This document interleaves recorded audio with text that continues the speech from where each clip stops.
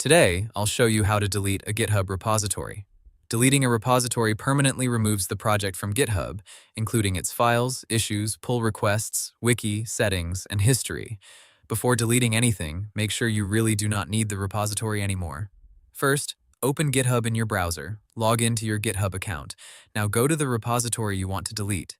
Double-check the repository name, especially if you manage multiple projects or organization repositories. Once the repository is open, click Settings near the top of the page. If you do not see settings, you may not have admin permission for that repository. Now scroll all the way down to the bottom of the settings page. Look for the section called Danger Zone. Inside Danger Zone, find Delete this repository. Click Delete this repository. GitHub will show a warning explaining that deletion is permanent. Read the warning carefully. GitHub may ask you to confirm the repository name or complete an extra confirmation step. Type the repository name exactly as shown if GitHub asks for it, then confirm that you understand the consequences. Click the final delete button. GitHub may ask for your password or two-factor authentication before completing the deletion.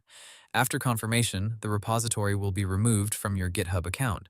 If you are not completely sure, use Archive this repository instead. Archiving keeps the repository available as read-only, but stops active development. And that's it. You've successfully deleted a GitHub repository. Hope the tutorial was helpful. Subscribe to my channel and see you in the next video.